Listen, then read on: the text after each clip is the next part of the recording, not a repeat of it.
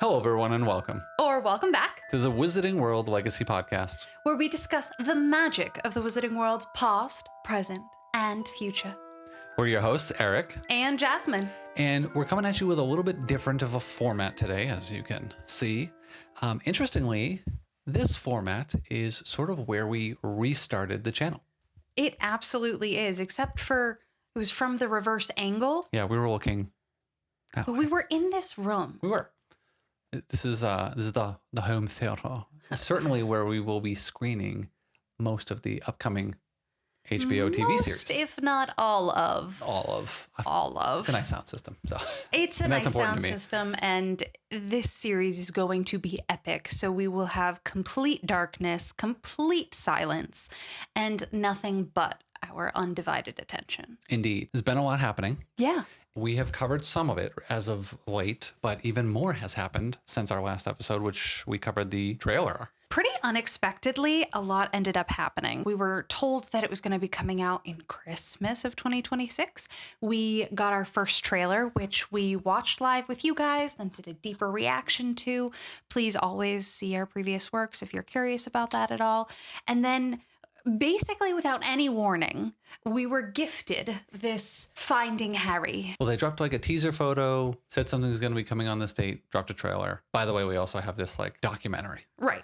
which calling it a documentary is a bit of a stretch. It's quite short, It's under 30 minutes. so it's totally an easy watch. It's a behind the scenes look at what it's taking them to make the Harry Potter series. And there's some cool stuff. A lot of cool stuff. But We're not giving you guys our first look at it. We've looked at it. We've got some thoughts about it, and we're going to share it. You can see that it's here. We're not going to play the whole thing because this video will get taken down if we do that. that's illegal. That's illegal. Although That we're is. providing commentary, so under fair use, we should be good. But we're just not going to play the whole thing. And we hope you guys enjoyed this conversation about the documentary and what we think some of the things we're going to see here mean for the upcoming show. Also, please subscribe. And like and share and comment. We love getting you guys' comments. And the last video on the trailer had great engagement. Thank you very much. You guys have definitely a lot of thoughts. And I love when you guys point out things that like I didn't notice. I mean, And it I makes me didn't feel notice. kind of bad, but like also I love it because I like learning about it, but also like why didn't it's just I go through a lot. Anyway. I'm still stuck on that troll foot, by the way. I do think that's the troll foot. But I'll be interested if I'm wrong into what that turns out to be. And I will say Eric is good at admitting when he's wrong, even though it happens so very rarely. Seems like more and more every day. Let's go. All right, so let's start with the opening scene here of the documentary. This is the closest close-up that we've seen of like an actual Harry Potter banner. And so at the top, it says School of.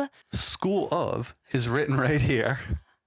And it's basically, It says Witchcraft and Wizardry on the sides. yeah, welcome to Hogwarts First years. School of Witchcraft Wizardry.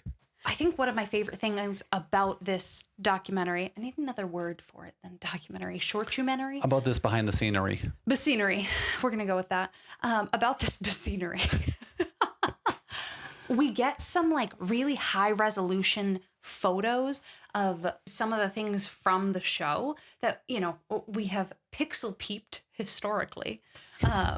But we actually like really get to see them now. And I thought that was fantastic. So Well, it's kind of cool because they're going through the sets with like these high def camera cranes. I think they're probably using RELXs just like they're shooting the show on because that's a camera.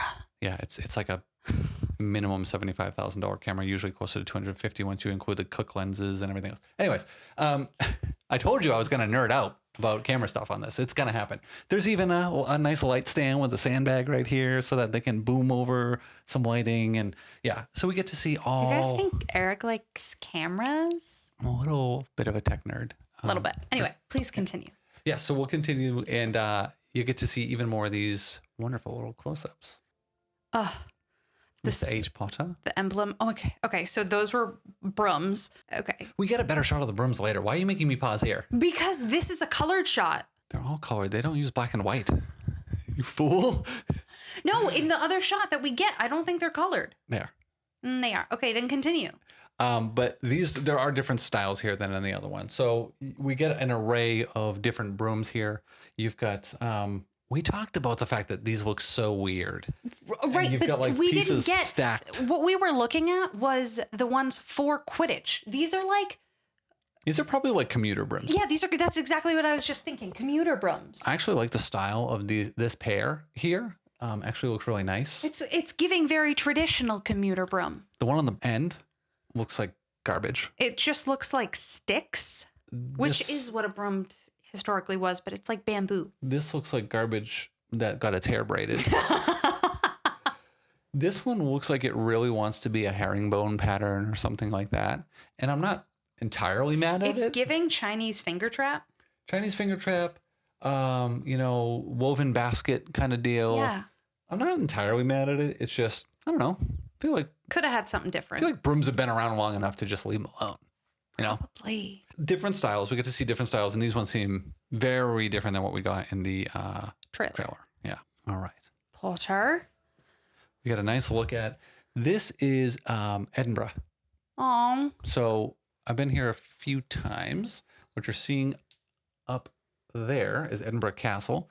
It's literally a city built around to use the words of Ed Sheeran, castle on the hill. Ooh. I have Sing to it, girl. auto-tune that. Sing it, girl. So you've got that up in the corner, and you've got like other parts of the skyline. There's actually like a really, really, really sick Gothic cathedral in Edinburgh. That's like the architecture is ridiculous. I actually love Gothic architecture. Not all Gothic architecture. Some of it's like too pointy and just looks like maybe people are getting murdered there. Maybe they were. I don't know. Probably were. German Gothic architecture is a little much, but German stuff's a little much anyway. Sometimes. No offense. The German language. I'm Yeah. Germanic. It's not exactly inviting. Es tut mir schrecklich leid.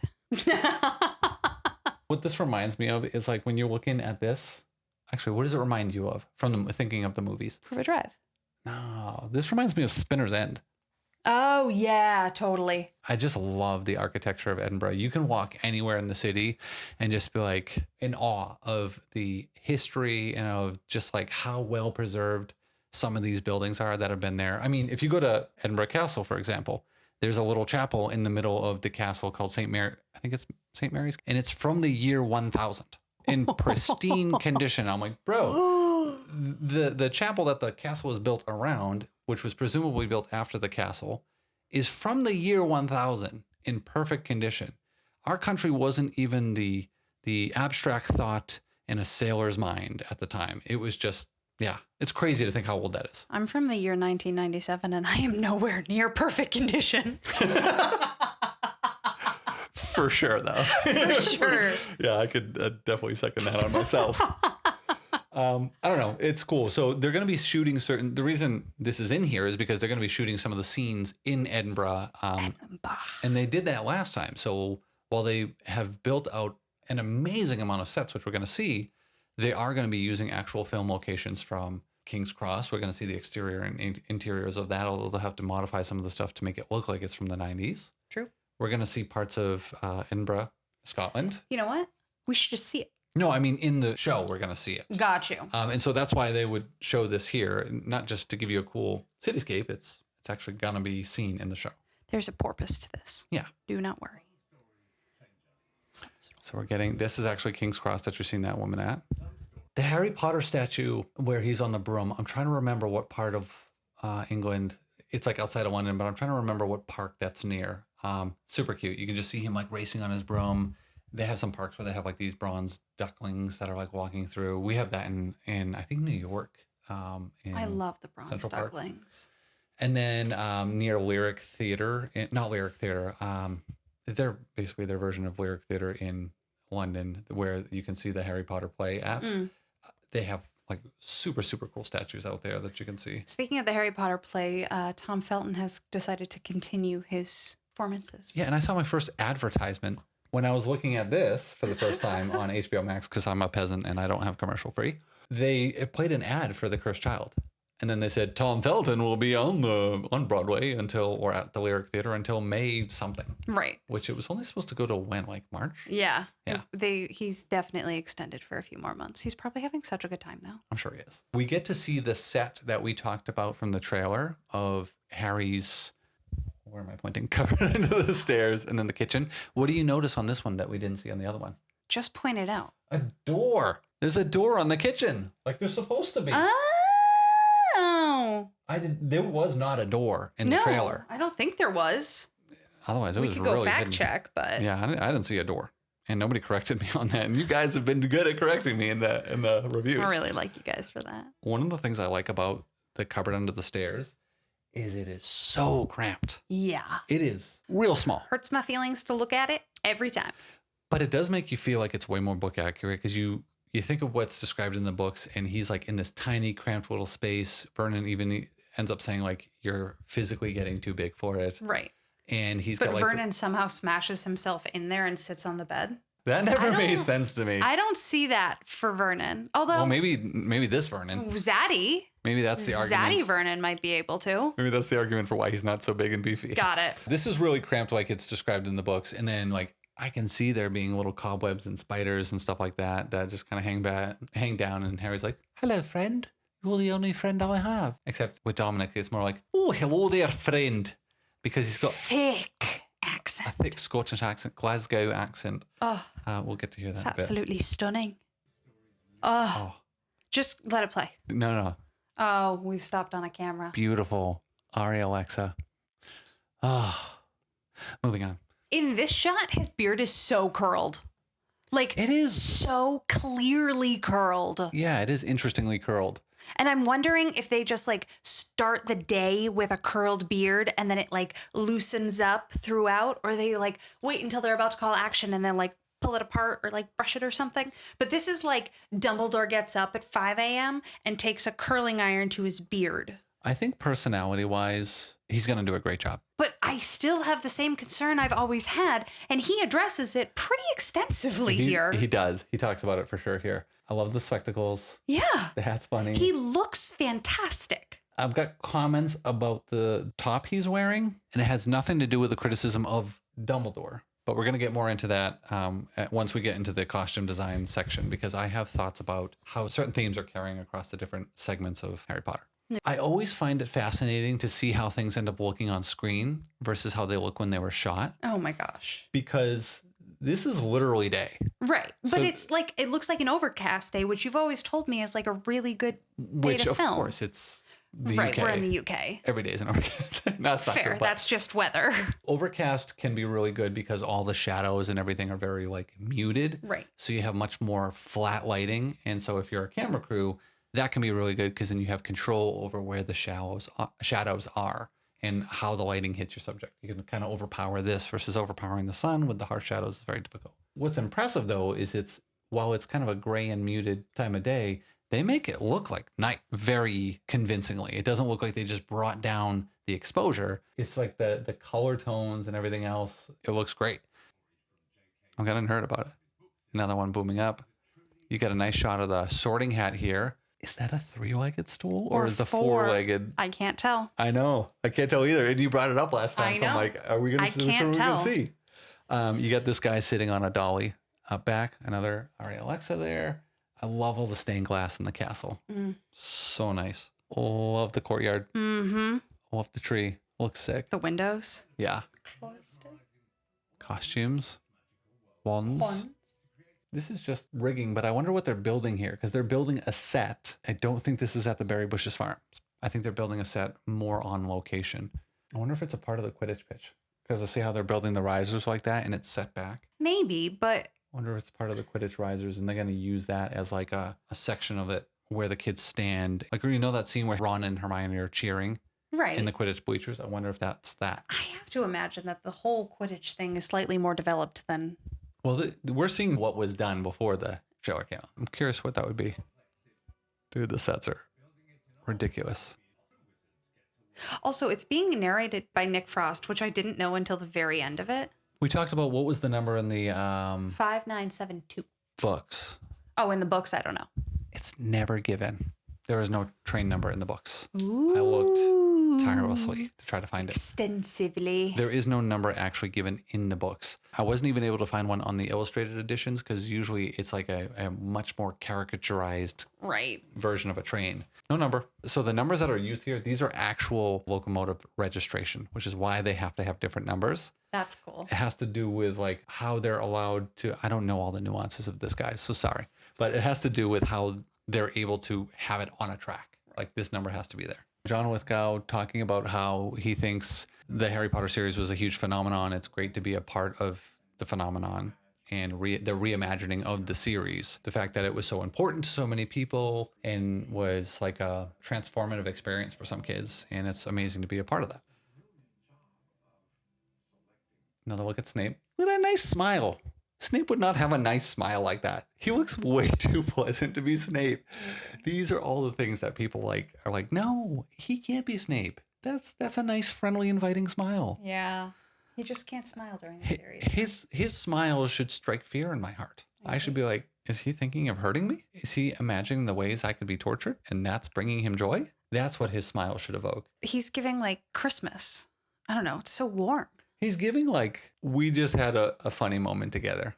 We just shared in a funny moment together, and it's too bad you missed out on it. Well, yeah, him and Professor Sprout are probably having a good time together. And it's too bad we missed out on it, but I shouldn't feel that way with Snape. There's the hat for Hagrid. Yeah. It's too Santa Claus. And also his beard is so curled. Yeah, it's a little odd too. It's supposed to be this wild mane of hair. It's basically like, supposed to go up to his eyes so that like you just see eyes and a nose poking out. I have like a full face and his beard is curled. Like if I tried, I could not get my hair to curl like his beard is curled. It's odd because the way he looks to me, please don't take this the wrong way. It's like they're trying to cosplay half homeless tramp, half Hagrid. Is that redundant? Homeless tramp? Because tramp is like a homeless person. Yeah, I've never used that word before. That's like the UK word for like a homeless person mixed with Hagrid. But it's cosplay because he found this beard on Temu. And he's like, it doesn't look great, so I got to give it a little bit more volume, and I'm just going to kind of like add some curls to it. And it's like, well. Can we also really appreciate the yawn? The mid yawn. I think that's that. Incredible. Such a perfect shot. I do like the lantern he's holding. Yeah. Oh, yes. The lantern, the train. The jacket, I don't know. Not enough pockets. Definitely not enough pockets. It's supposed to be. It's supposed to be pockets. Mostly pockets. Yeah. He's supposed to be able to fit an owl in the pockets. I don't see that. Maybe magic. Extension charm. Magic. Where are all those pocket sausages? Right, exactly. Pocket sausages. Like he's got everything you might need. And then Harry also uses his jacket as a blanket. So the more I look at him, the more I'm getting Santa. I'm getting like Oliver Twist Santa homeless man. Okay. Casting. They talked about how many people auditioned for the children. 40,000. They stopped counting at like 40 or 42,000. Right. There was definitely more. We watched them all. No, you didn't. You had who you were going to have pretty early on. And you're like, I'm done with this though. Yeah. So they got video auditions so that everyone could audition, but then they had live auditions and they had them in different cities throughout the UK. These two did not go to all those. They had pre-screeners and then they had like multiple layers of like pre-screening auditions. And then the final auditions did not include 4,000. Right. Not nearly that many. So by the time these two got to him, it was parsed down heavily. And so they talk about that Alistair was the first one that they had met. Mm-hmm. They talk about some of the qualities that they were seeking in them. And so they had sort of pre-prescribed some qualities for each of them. They go through some of the like pre-prescribed qualities for Ron. I'm a little worried about it, how they're talking about him. Actually, I'm a little bit worried about everybody but Harry, quite frankly, because it almost seems like Ron is going to be very much like not great sidekick energy this whole time. From the descriptors they were using when they're saying like, this is who we're looking for. I think Alistair Stout personally has so much more to offer than that. I think he has the potential to be the Ron that we all see from the books. But the way they tried to qualify what they were looking for him gives super side character energy. I wasn't thrilled by that. I'm hopeful it doesn't turn out that way. I mean, I don't think I'm particularly concerned by the descriptions that they've given. I think that based on what I've seen, I really like all three actors. Oh, I like the actors. My concern is not for who they picked. Right, but it's for what they'll do with them. I think that if they are using those as sort of guidance on who to pick, I think that was totally fine because I like who they ended up picking. Yeah, if it's used for just that, that's fine. Right. If it's used for coaching the role, Right. I don't like that. Totally fair. That's especially true for Hermione because they get into Hermione and I think Arabella is a spitting image of who we would think Hermione is, quite frankly, and really doesn't specifically match what they said they were looking for in a character. And what they were looking for in a character, in my opinion, does not specifically match how Hermione is in the books. I don't know if you can see it in here, but they make a specific statement on how she gives main character energy, not like a main character, but the main character energy, which is one of the complaints people had about Hermione in the movies. They talk about how her social awareness and social acuity and emotional intelligence is one of her biggest strengths. That's literally her greatest weaknesses. Actually, she is so intellectual that and so sort of like academic in her way of thinking of the world around her that I think until we get to the Goblet of Fire and she has to coach Ron about girls, she's kind of like not emotionally in tune, particularly to boys. Right. So to say like she has this emotional intelligence and social acuity and these are her greatest strengths is like, no, you're actually defining what's supposed to be her greatest weaknesses. So I don't want her coached that way. I think Arabella has shown that she knows how to be Hermione. Yeah, absolutely. So hopefully coaching just isn't a big thing for her. But the descriptors, again, worry me. If that's what they're actually looking for her to behave like, I think that's a problem. Yeah. But I didn't take it that way. I took that as, this is the guidance that they were looking for these kids. And then these are the kids that they ended up finding. And what I've seen them do with these kids so far has been pretty encouraging. The ones for Harry were much more, I think, reliable to his character in the books. They talk about how he has to have this sense of independence. Like, I'm kind of on my own. I have to be willing to do everything on my own because that's how I've grown up. I think it would have been difficult to stray away from that because that is literally like his story. So I don't know that they would have ever gone for emotional qualities that weren't as fitting for Harry. They found each kid at different locations. I think they found Hermione in London, Alistair in the first one, and then Dominic was in Glasgow. Yeah. They're all adorable. Dominic has an incredibly thick Glasgow accent. Yeah, I think we get to hear, see Glasgow right here. Oh, yeah. I think we're going to get to hear him skeptical of the adult world. Yeah. They go on and talk about how Harry has to have all these different qualities, and you basically have to find this incredible actor wrapped up in an 11-year-old. He was a difficult one to cast. They also talk about how Arabella snorted during her audition, and that was a huge piece of how they really saw her personality and curated sort of her package to give to the final casting team. And I didn't think that was off-brand for Hermione. Like, No. So for Arabella to have this like snorting laugh, like that's somebody who at that age with a lot of social and emotional intelligence would probably try to hide about themselves. Yeah. Because they'd be insecure about it. Love seeing them walking in together. Oh my gosh. Regardless, I just think she was a good pick. I don't want to see her coached that way, but I think she was a good pick. And she's shown that she can play Hermione. Oh, absolutely, she has. The documentary also talks about the impact of Harry Potter over the past almost 30 years. They talk about how they have some people who were involved in the film series that are now involved in the TV series. They also talk about how there are, fathers who were involved in the film series and their sons are now involved in the TV series, which I think is really sweet. I wanted to stop at this because I spent a absorbent amount of time talking about cameras on trains and pointing out this cradle system that was on the train so that they could film all these backdrops for the train. We are seeing it here. What you're seeing here is Alistair and Dominic are getting onto the train. I think that's one of the crew members is already on it. Otherwise, that might be Arabella. But they're getting onto the train that is serving as the interior shooting for, it's the one that I think we said they cut in half and they can sort of film down the whole thing. It's the interior shots for the Hogwarts Express. And what you see behind it, so this will be sort of like the outside of the train on one side, the outside of the train on this side is going to be cut off and the camera will be able to sort of pan down it.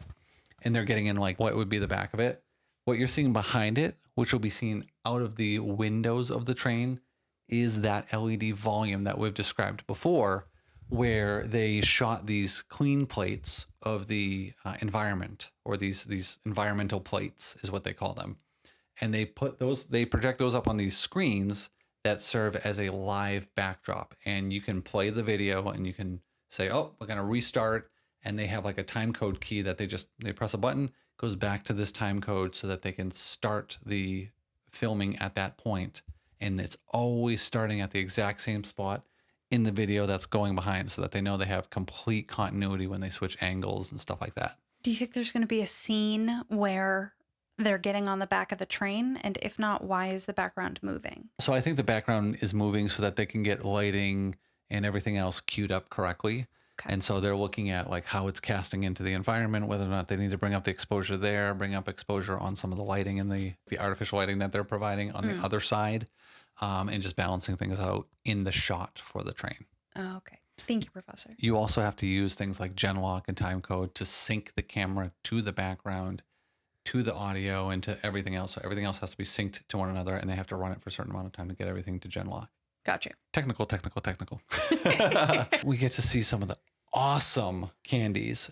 I mean, this is really inspiring me for our Perfect Putter Premiere party. What do you think about some of the new packaging? I mean, just let it play. Like, Well, so I'm paused here because you've got the Birdie Bots every flavored beans, and this is a vastly different take from what we got before. Absolutely, but I love it. The one before was like a circus tent. Yes. And it made me think of like maybe circus peanuts would have been in here. Even the chocolate frogs were like kind of circusy. I mean, those were... They were fancier, but they were... Those are a little more elegant and a little more like, I don't know, specific to what they were and to the fact that they had a card inside of it. The other ones were like, it was like a circus peanut container or a popcorn. It's almost like striped like a popcorn container, and then you're getting jelly beans in it. I like that this is like uniquely its own thing.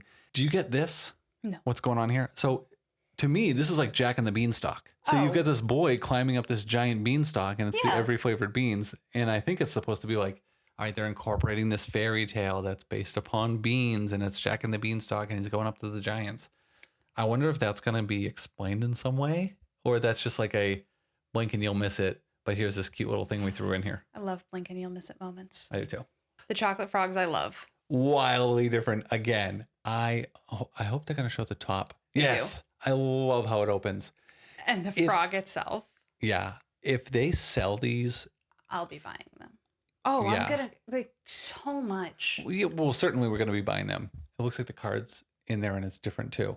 Looks like the card is, the back of it is a lily pad. If they sell these, I need it to open the same way. Oh, yes. That was one of the things that annoyed me was like the ones in the movies opened, like it had like a tear thing. Right. Where it would like tear open and then that thing opened and it was kind of like, yeah, get into that chocolate frog and then you're going to eat it. I want it to be the same as the movies. This one, it's like you got to pull off the crappy plastic packaging and then it just kind of folds open and it's like, all right, well, this is like commercial origami. It's not really creative. I love how real they make the frog look. All sorts of like miniature sets for the design of the big sets that they ended up making, which we get to see as well. Like all of this just looks incredible. What do you think about the fact that Gringotts Bank, it's not curvy at all? Yeah, it's not like... It's just like... What do you think about that? Did you like the wonkiness of the original versus the more like... So I have a Lego set of Gringotts and the columns tilt. And so like I think I'm like emotionally attached to that particular attribute, but I'm not like upset. Like, well, I don't... all the like cast versions of it that you can buy and all that stuff, like it's all that tilty. Right. I mean, in the parks, that's what it is. I guess I'm not dead set on it. I would think if anything is going to be more like rigid, it's something that's goblin made. Right. Like, goblins want this to look perfect. Yes, absolutely. So I think it does make sense for Gringotts, but it does take a little bit of that whimsy out of it. I don't know. I feel like there's so much whimsy everywhere else. They were like... Well, there is. But it's like, you know, when they talk about the Weasley's house, how it looks like it would have to be held up by magic. And then Harry remembers it probably is. Right. It's that innate sense of, oh, there's something magical going on here. But I like the theory of distinguishing it. Because it's goblin made? Because it's goblin made. Yeah, I'm totally okay with that, if that's the case. We get some shots of... Butterbeer. Butterbeer. I actually really love these containers instead. It's less commercial. It's giving me milk vibes, though. Oh, yeah. I mean, it's got... Oh, yeah. It's got a cow on it. But it's butter. I guess butter. Yeah. But it's beer. Brewed with the finest butterscotch since 1550. I like the containers because it seems so much different than what... Well, first of all, than what we know. Like, if you find any of the butter beers outside of the park, it's like a Coke bottle, like a glass Coke bottle. Right. And it seems so commercial. this is kind of a way of distinguishing like that things in the wizarding world are still quite old school. Like they still use candles for lighting. They still use like these older. They also have like the nice corks, so I can totally picture like popping. Well, and they talk about that in the Open a books too. butterbeer, right. Like how they're like, they pull off the cork. And Right. I like that we get a look at I think this is probably I think this is the leaky cauldron or the hogshead. I'm assuming it's the hogshead. Yeah. Totally different look to what we got from the movies, and I like it. The Yeah, Diagon Alley is cool. that's interesting. It's interesting. It's different. I like how it warps around the edge. Yeah. Did you notice these move? No. Oh my gosh. So wait till we get into the animatronics, but you can actually see, yeah, look at it. They're moving. I love it. I love the interactiveness of the sets. We gotta just get to the animatronics. I'm so excited. Yeah. I love how even when it doesn't have to be, the set is just like alive. Yeah. Like it's like the attention to detail that they do in each and every Nook and cranny. Sorry, I'm going to leave it kind of paused over this. They have the main build of the like sets that they're going to make was in white. And then they had the blue because this is all stuff that's going to be digitally imposed into the scene. Right. That amount of forethought going into such a massive series. Like this is they're such a cutting huge houses in half. Yeah, and they're literally building like, okay, we're going to build this triangle of the house and we're going to build like this little piece. And you have to think about the fact that, all right, well, you don't have to worry about seeing this little corner, but you do have to worry about seeing this little corner. And it's crazy. They're like the amount of, thinking ahead that has to go into making something at this scale is crazy. These teams are incredibly talented. Yeah, even just to make the miniature versions is ridiculous. Oh yeah, I couldn't do it. Love all this, the Owl Emporium. Ilops. We had said pretty early on, we had said pretty early on that when Harry goes into Diagon Alley for the first time, one of the things we really wanted to see was everything. Like we wanted to see all the shops. We wanted to see him look this way and look that way. And you're seeing another shop. It looks very much like that's exactly what we're going to get. I hope so. This craning shot into the Great Hall. Great Hall is crazy. And I love the like vines up the sides. I do aesthetically. We're going to come back to that. This goes back to that wardrobe thing. You're seeing it cross over into another element. So set design is including these elements of nature. Wardrobe is including these elements of nature. It goes even further into the story, and we'll talk about that in a minute. But yeah, the natural fire, they're using like real fire for practical lighting. Practical effects. That's what we're going for. That's right. And it's a similar but different take on the Great Hall. Similar in the sense, I like all the like lights. The on the table. Yeah, I love that. Similar in the sense of like you have to make a giant hall like this. It's got to be giant and it's got to be hall-like. Yeah, there's a certain style from like that time that you're going to think of, and it's going to be similar. But I do like even just like doing the lights on the table. That's different. Like that's something they didn't do in the. I love how it's like this weird globe. I don't know. It's cool, and it's going to look great on camera. I don't know who these students are. They're having a good time though. But yeah, they're in heaven right now. And that's it. Yeah. That's all that matters. More looks at the banners. Oh, and they're so like old fashioned. I cannot get over her hat. I don't like it. Her hat is a choice. Yeah, it's someone's choice. Not mine. No, not mine. We are seeing, hold on. I don't know if I'm going to be able to back up perfectly to that. Please don't. Okay. When the students came out, we were seeing more colored elements to their attire. Right. So more house specific elements, not the robes. And really, I think that's the only part I care about being not house specific. Because it doesn't make sense. But like the ties and sweaters, there are house color specific elements to it. Sweaters. Like the aging of the... I was just looking, like the walls. Yeah, I love it. I like this. I like the billowing overcoat. I was worried that we weren't going to see, because in the scene... Have you always said worried? I think so. I've never thought about how I say it. Like 100 times tonight.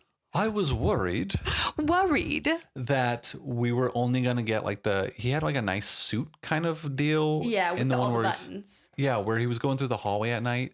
Everything was pretty sleek, which is fine. I don't think that's not Snape-like. No. But I wanted the big billowing robe for that whole comment. Like he was like a big billowing bat. We get it. I like it. It's there. It's there. Nearly there. Nearly there. Nearly there. That's not nearly there. Because that's not in the books. Sneaky snake. Sneaky snake. Sneakiest of snakes. And then this. This is the part where I have questions, concerns. Oh, this is not the exciting part. No. This is the wardrobe, right? It is and it isn't, as you guys saw. It was the nature of magic. What they're talking about in this section is how they thought nature itself had to be integrated into magic. And there's elements of that I'm like, okay, I mean, sure, kind of makes sense. And there's elements of that where I'm like, well, now you're imposing your own interpretation of the series onto the series versus just going from what is book accurate. And what I mean by that really is they're saying, well, magic comes from nature. Magic is all around us. Magic is in all these plants and all these things. And while in the wizarding world that may be true, it almost, in my opinion, kind of degrades the natural like wonder of how cool and how vast and varied nature is without having to be magical per se.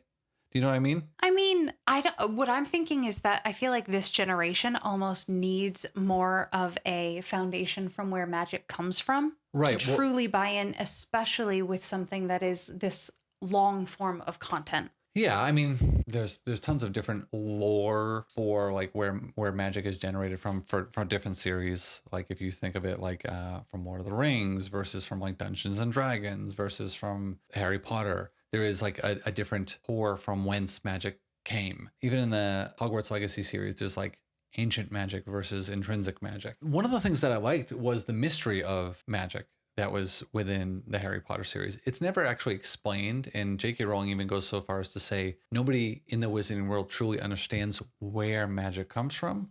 There is a sort of biological or genetic component to magic. It is something that is passed down through your genes. I kind of like that because it was like the pushback, I think, when the first series came out. A lot of times people associate magic with like the occult. And it's like, oh, they're channeling powers from dark sources or whatever. And in this series, that's not the case. I don't think they're changing that by making it natural per se, although it makes it more aligned with like druid magic than it does with like how we have come to know the magic of Harry Potter. It was literally like genetically you have this ability to create energy that comes out of you. We don't truly understand how that works, but we know we can do it because we have this like wizard gene.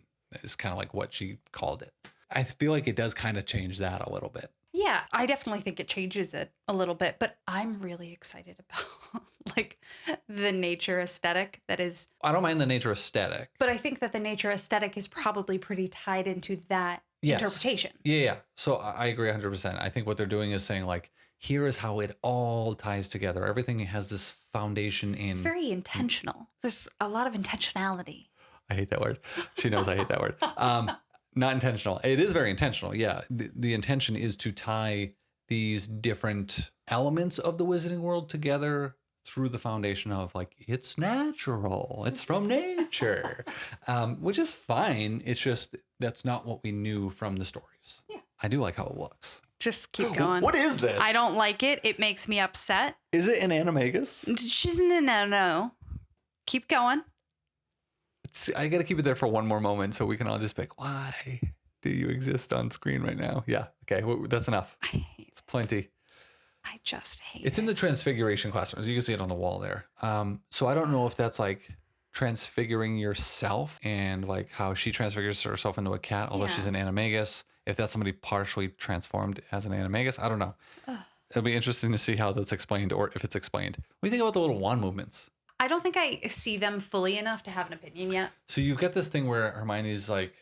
I know what you're talking about. She's like swiping her other hand on the wand. And I'm like, why would you need two hands on the wand to cast a spell? It seems strange to me. But I haven't, like, I feel like that specifically, like, I need to see it in context. What if it's, like, part of teaching them how to do it? And, like, the initial, like, hand movement, like, helps them channel it out of themselves in the right way. But the other hand's not even, like, in contact with the wand. Right, but what if it's more of, like, it expels, like, it, I don't know. It just seems odd to me. It seems like this is overly complex for no reason other than to look interesting. Well, I think it kind of looks cool. It does look interesting. But if that's the only reason they're doing it, I'm like, it's strange. The other thing I don't want to see is like, we saw intentional movements for wands in the movie series, and wand movements are described as being important in the books as well. But then they'll do the same spell later, and they're just not doing anything. It's just like, Expelliarmus. Expelliarmus. And I would like some, what is it? Continuity. Exactly.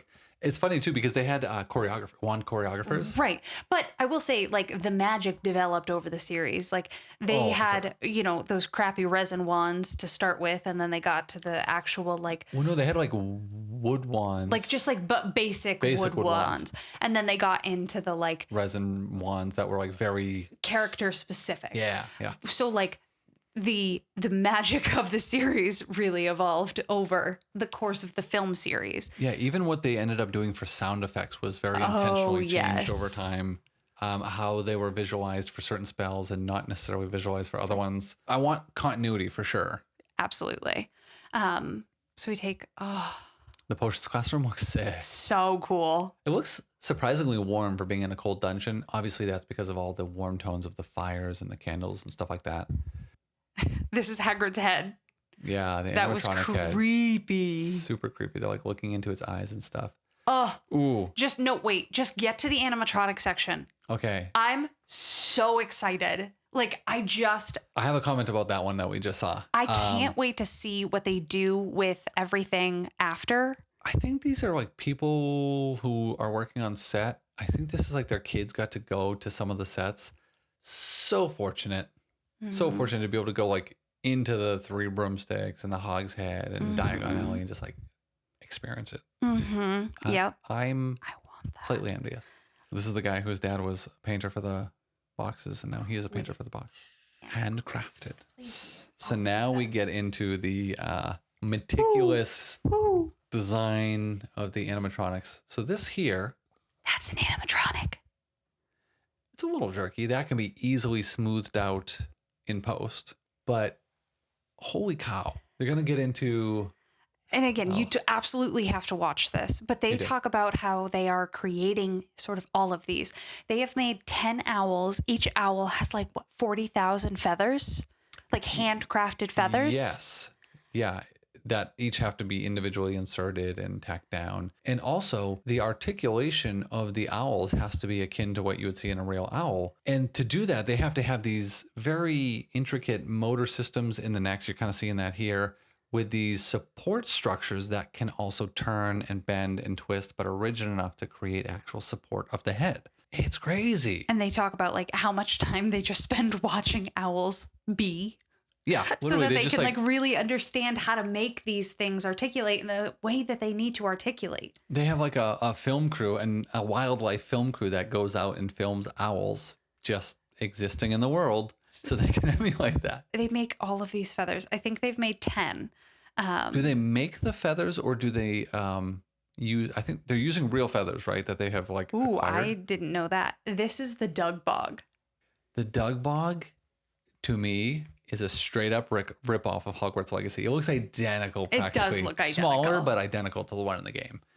And I'm fine with that. Yeah, it's absolutely inspired by. Oh, and this is Scabbers. Scabbers is creepy. There's multiple forms of him. What he's describing right now is that when the kids pick him up, it's going to feel like grabbing the body of an actual rat. Gross. I don't know if you've ever picked up a rodent. Have you? Mm-hmm.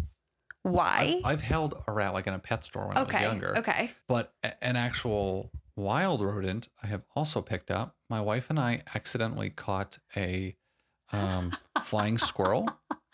Oh my gosh, yes. Yeah. So we had, I love this one. This is the one that, this is the rat that bites. And he jerks around like a real rat would if he was like clinging onto something. My wife and I accidentally caught a flying squirrel once. We thought it was somebody's sugar glider. If you don't know what a sugar glider is, it's a little marsupial that can spread its arms out and it's like webbed and it can glide, but it has a pouch and it has its little basically joeys like a baby kangaroo that live in there when they're babies. And it's got one or two stripes down the middle. It's like black. It's mostly gray. It's got some white around the fringes and stuff. And this flying squirrel looked almost identical to a sugar glider. But then I kept looking at its tail and I'm like, he's acting really weird. He's kind of like allowing Cassie to go up to him like a pet would, but then he's acting like really weird when she's trying to like pick him up. And I'm worried it's going to bite her and I'm worried it's not a sugar glider. So I have her text the neighbors like, hey, do you guys have sugar gliders as pets? And if so, are you missing one? And unfortunately, they didn't get her text right away. So we did end up literally just like catching it in a box, which is also very weird for a wild flying squirrel. Right. To just let you catch it. And then it tried to bite her multiple. She had thick gloves on, but it did try to end up like biting her, which is not unusual for a sugar glider to do either. They're kind of assholes. And then it's acting weird. And I was able to get a picture of it before we got into the box. And then I'm like, honey, I don't think that's a pet. I think we just brought wildlife into our house. We should let it back outside. It was a flying squirrel for sure. We ended up pulling up pictures and I'm like, yep, the tail's totally different. It's not striped like a sugar glider is. Its eyes are slightly different. Get that out of the house, please. We're going to get freaking rabies any minute now. Yeah. So I've physically held flying squirrel. I physically held chipmunks. rats. I physically held a rat in a pet store. Ew. Gross. I'm not somebody who would ever own a pet rat. But Disgusting. they've made it so that, Alistair can have a really, this is a horrible pause. Realistic encounter with scabbers. Exactly. Mollusks and barnacles. So yeah, they actually made it so that some of these like mollusks and stuff can kind of like pull off of the dug bog, and there's like creature goop on it. Creature goop. Creature slime And on it. they were like so intentional. They're like, you can get the ingredients that you need from a dug bog without hurting the animal. Because you can pull off these components of it. And then it's got like the antler kind of things on its back, which are interesting. Again, straight up Hogwarts Legacy. They're talking about how the eyes like pull in and pull out, kind of like certain frogs when they blink and stuff like that. They do that. And how elements of like the nose and stuff pull in and pull out. I like the sharp teeth. I didn't notice that in the game. Uh-huh. Man, wild. The different, like, I think that's probably not a fwooper. That's These are my Jabbernoll. favorite. Of The course they are. flobberworms. These are disgusting, dude. They're absolutely disgusting, but the amount of like effort and disgusting. I mean, look at that. Yeah.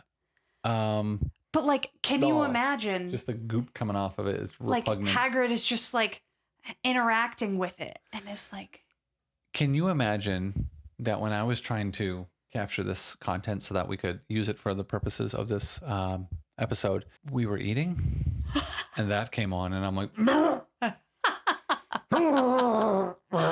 I just think it was like, it's like the mushrooms that were like when we were in Diagon Alley and everything was like interactive, even though it didn't necessarily have to be. You don't have to have your flobberworms moving around, but like these guys are like, they're disgusting. Yeah. But it's like cool disgusting. Do you know what creature this is? Do you remember? Fire crab? Yeah. Why does it look like a straight up turtle? Why is it a turtle that shoots fire out of its ass? They are turtle-esque in the books. This is just a turtle. Right. Their faces don't look like a turtle. And I believe they have like claws. This looks straight up. He might have claws up front. But it looks like a tortoise. It looks like a tortoise with crystals. Yeah. Which, again, that's half to 3/4 of the description of a fire crab. And they do shoot fire out of their rectum. That's why the blast-ended scroots end up doing that, because they're a crossbreed between a manticore and a fire crab. It's just too turtle-like. Oh, it is a little bit too turtle-like for me. Great Hall is just so sick. I love it. It is more Hogwarts Legacy-like. If you can look up here, that staircase, there's something just like that in Hogwarts Legacy. Oh, absolutely. I feel like they were so inspired by that game, which I is was interesting. also. I was inspired by that. I was also inspired. It's interesting, though, because there's supposed to be, the rumors are that Hogwarts Legacy 2 will have crossover with the series. So that finer I forgot about that. Yeah, that finer integration is pretty sick. Weaving the story gets into the costume design and stuff like that. I know. I can't wait for Hogwarts Legacy 2. They're probably going to release the first season, and then Hogwarts Legacy 2 is going to come out like right after. I'm so excited. They wanted, again, to really integrate nature. They were very intentional with like the 90s theme stuff. So they have like color palettes that are only applicable to the 90s. Yeah, they went out in like thrift stores and people's attics and basements, and like they found things that were literally from the 90s. And then they found like specific clothing swatches and stuff like that that would have been from those materials and those colors from back then. They also literally remade them. Like they actually found these different prints, different patterns and stuff like that, and fabrics. And they're like, we will just make them for the set, brand new. We don't just have to find old stuff. And they did such a good job. Nature was a part of this too. So they go on to talk about, and I think that book that she's got sitting in front of her, they talk about the fact that they did a lot of nature printing. So they would, or leaf printing. Yeah. So they take like leaves and stuff like that, and they would imprint it with ink on it into the texture, and then they would integrate it into the costume. That robe or overcoat that Dumbledore was wearing is one of the examples that they use of that. I love that. I like it. And again, we got that in the Hogwarts the badge. Oh, the tartans. I love the tartans. Thing is like, are we forcing an element of Harry Potter that didn't exist into the Harry Potter series now? And if so, are we forcing it? Should it be there? Does it need to be there? Is it changing what our understanding is of the story? I don't know. I think it's looks totally fine. a fair point. Yeah. You're never going to get me to be upset about the aesthetic of it. No, the look of it's great. In love. Yeah. I don't know how it'll manifest in the story. I think one of the first things we commented on when we first saw the shots of like the castle, we're like, dude, look at like the columns that are like trees. And then, yeah. So the nature integration was heavy-handed and understood up front. Looks good. Just interested to see how much deeper they're going to see. There's Dumbledore's. How much deeper they're going to integrate it into the story in terms of like thematically speaking. Like how is the theme of nature going to be further integrated, and is that going to detract from or unnecessarily add to the story? I think makes sense as like, I'm curious to see how it plays out. But like if it does play out and it laid the foundation for the incredible aesthetic we have, I'm not going to be upset about it. The aesthetic is not something I'm mad at all. We're getting to see some of the actors, like extras and stuff like that. And you know who this is, right? I can't remember his name, but I know he's in the first. Yeah, is that Elias Doge? No, that's it's Dumbledore's friend. And he sees him in the leaky closet. I know exactly who you're talking about. Daedalus Diggle. Yes. Daedalus Diggle. Yeah, and we see him bump into Vernon in the beginning. They make the point here that they really wanted to clearly be able to tell the difference between a magical person and not. So they would, have everyone walking around the town square and they'd be like, oh, there's one. Well, and even the tartan. So they're using like tweed and tartan and stuff like that. And then they're integrating these natural elements, which tweed and tartan kind of are natural anyways. They're like from wool, which is very natural, which they actually go on to talk about. Yeah, we live in a country full of sheeps and there's wool everywhere. And you don't see people in this time period using wool. Right. They're using all these synthetic fabrics because it's the 90s and we really want to intentionally separate the magical people from these people, which they really have in every way that we've visualized the magical world. There's always been this innate suspended in time quality to them, which I don't know. I've always enjoyed that. I think it's something that people like. And that's evidenced by the fact that they're clearly nostalgia baiting all of us with this series in so many different ways. Just like remembering those beautiful 3 years of the 90s that I was alive for. No, not just that. I mean, they're nostalgia baiting people with the 90s who were alive in the 90s and remember it. But it's also like, all right, you grew up with Harry Potter and now your kids grew up with it too. And you can be a part of that too. And you can bring it back into your life and bring the magic back. It's like there's nostalgia baiting at like 100 different levels. And I get it. I'm getting sucked into it myself. Oh, yeah. Eric didn't have really an opportunity to say no. No, not really. It's uncomfortable to think of. This scene right here, though, is John Lithgow just like having fun with the kids. Is adorable. He's going to be like the friendly grandpa on set. The dynamic between the three of them is like freaking adorable. You used to see this in the behind the scenes for the kids in the movies. You'd see them playing like slap hands. Oh, yeah. And Hermione was huge into that. It's fun to see her with the boys like getting into it too. And like Arabella's like taking photos and it's such a different time. It's such a different time, but it's just as nerdy, just in a newer way. Yes. Which I love. I think that there is so much pressure on these three kids to end up growing up and being such good friends. Like they just signed up to be together for the next 10 years of their lives. They'll go from being children to being adults together. And so I feel like every time I see them together and they're playing together, I'm like, oh my God, they've just met the best friends of their whole life. Like, yeah, and I think as viewers, we got to be careful not to impose that on them. I know. I always think about all the horror stories you hear from like, more recently, like Outlander. And people are like, Claire and Jamie need to be together in real life. How dare Sam Heughan not want to be with? And it's like, dude, sorry. What? What do you mean? These are like grown ass adults who have lived an entire life without one another, and they were doing a show. And they're only on set like maybe 8 hours a day, sometimes longer, but like. Right, but not for the entire year even. Right. Like they're not even filming for an entire year. And if one of them is not in a scene, they may not see each other for quite some time. Sorry, I'm timing out on the background I here. do think that they should be together, though. Sam Hewen and no. I don't know. It's so weird how people insert themselves into these people's lives that they have no idea. Oh, we don't know about them. anything. Right. I know And we have nothing, these- Jon Snow. And we have weird expectations for people we've never met. That's going to wrap up most of what we're talking about with the documentary. It was awesome. You need to see it. Short, sweet, to the point. There's lots of eye-pleasing amazingness that you get to glean from this. Mm-hmm. And I'm so excited with the level of craftsmanship and dedication to everything that we're seeing them put into it. Yes. It's an incredible investment in skill and time and money and energy. Yes. Thinking about some of the other news that we've heard since then, we have heard more talk about He Who Must Not Be Named. More people are giving rumors about it being Tilda Swinton and being She Who Must Not Be Named. Nothing has been confirmed. Literally nothing has been confirmed. And Did you hear about the interview with Ralph Fiennes? That's where some of this is stemming from, like another conversation with Ralph Fiennes. No. Yeah, so they basically said, would you come back and do this? And he's like, no, I think my time's passed to reprise my role as Lord Voldemort.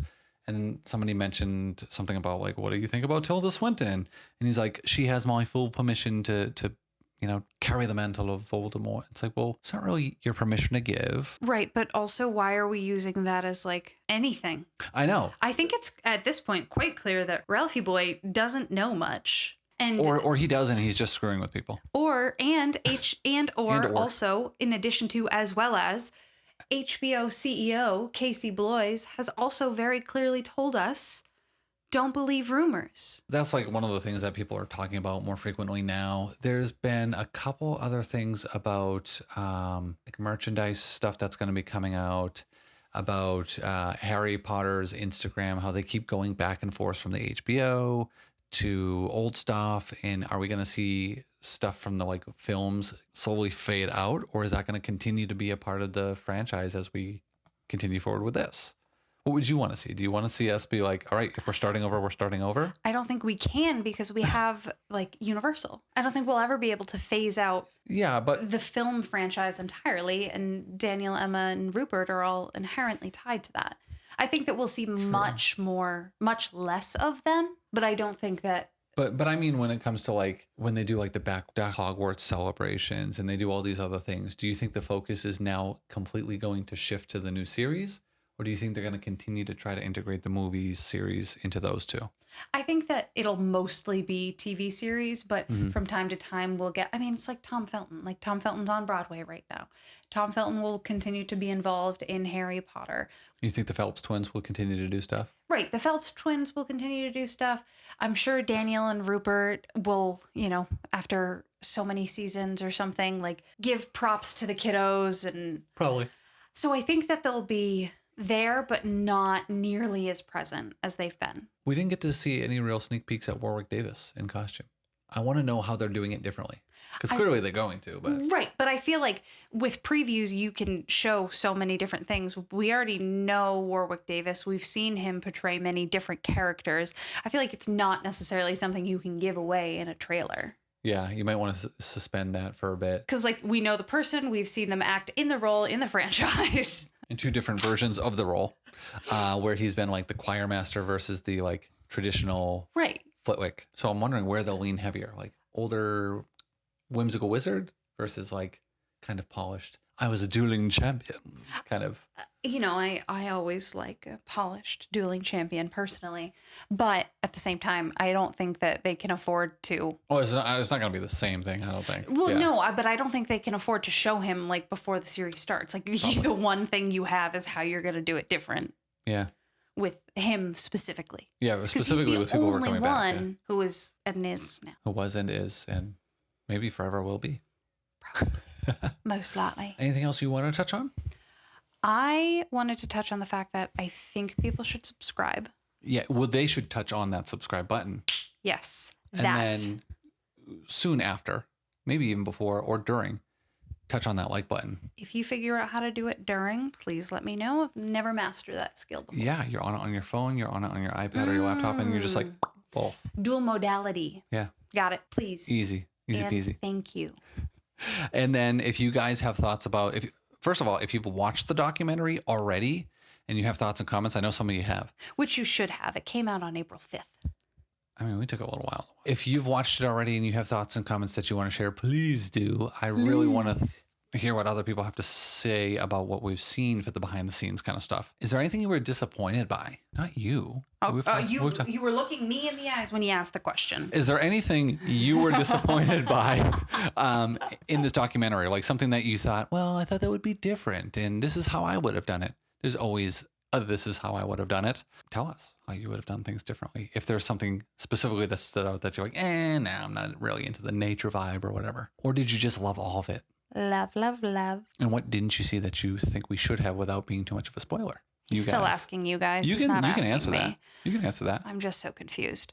I am grateful for everything that we did see, but I am very happy for them to keep thumb things at You've got to keep some things at the private. I agree. They have to keep some things secret so that there is a nice reveal. I was surprised we actually saw as much of the interior of the castle as we did. I was surprised we saw as much of Diagon Alley. Yeah, I thought that the Great Hall was something we weren't going to see until we saw it. Troll in the dungeon. All right, that's it for me. I guess that'll also be it for me. Thank you guys so much for tuning in. We do hope that you watch this because it's pretty epic and we'd like to be able to talk to people who have also seen it. But if you haven't also seen it and this is all the information you're going to get about it, you're welcome because it was way longer than the actual documentary. As is our typical way of things. Pretty much we're verbose and that's what we do here. But until next time, you should probably keep your wands at the ready.